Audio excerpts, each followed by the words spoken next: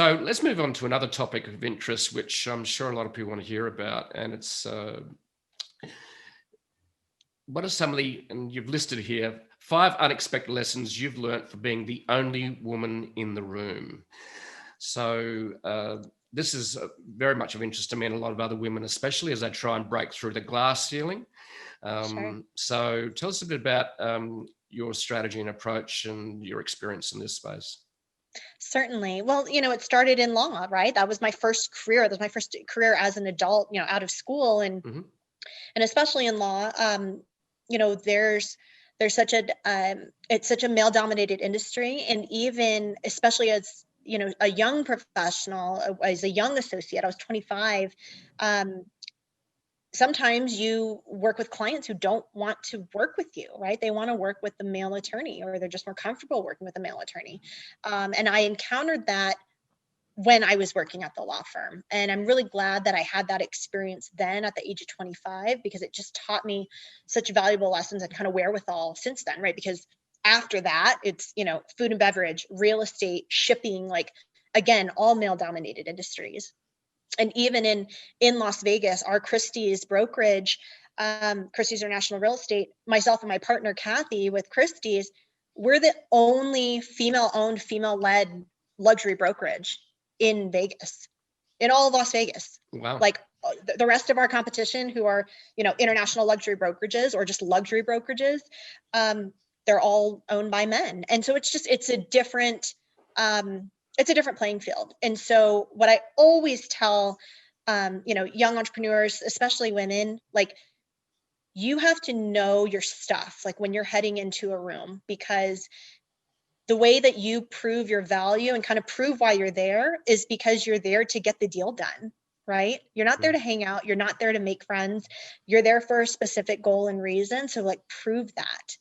Don't go in scared. Don't go in intimidated, because they're already expecting that of you. And so it's interesting, right? The bar gets set so low sometimes. Sometimes there's such low expectations when you come into the room, especially if you're young, or if you look young, or if you're, the only woman there. There's a set of expectations that get overlaid, and oftentimes they're very low. And so surprise, surprise, if you just know your stuff and you do your job, people are like blown away, like, oh my God, she's amazing. And you're like, I literally just did my job. Like, it's nuts. So just make sure that one, why you're going in, right? And two, I think it's really important to remember just not to get easily insulted, if that makes any sense. For example, 2013, we had tried to get our cupcakes into the MGM. And so it was this really big meeting that we had with the president at the time of MGM, the president, right, and his head pastry chef. And we were in this like big intimidating boardroom on the property. And Danielle and I, we got there early, and like we bought our blazers on. We're like ready to go. We're all businessed up. And we're sitting in this boardroom, and the president at the time came in along with his head pastry chef. And he walked in and he was like, "You girls are cute. Are the owners coming?" Oh, right. And we were like, you know what I mean? Like, can you imagine, right? I was like 27 at the time. And so we just looked at each other. We didn't know what to say or do for a second. And that meeting could have gone two ways, right? Like I could have stood up and been like, "Listen, asshole, like, we're the owners," and right. And gone that route of like, I don't know, putting him in his place or whatever. And then what? Either we sit down and continue the meeting and now it's really awkward, or we storm out, or we do what we did, which was we looked at each other and then we looked at him, and I said, "We are the owners." And we laughed, and I was like, "Asshole." And I said it under my breath. And the pastry chef heard me, and I was like, huh. So it broke the ice, because there was this like terrible, awkward silence.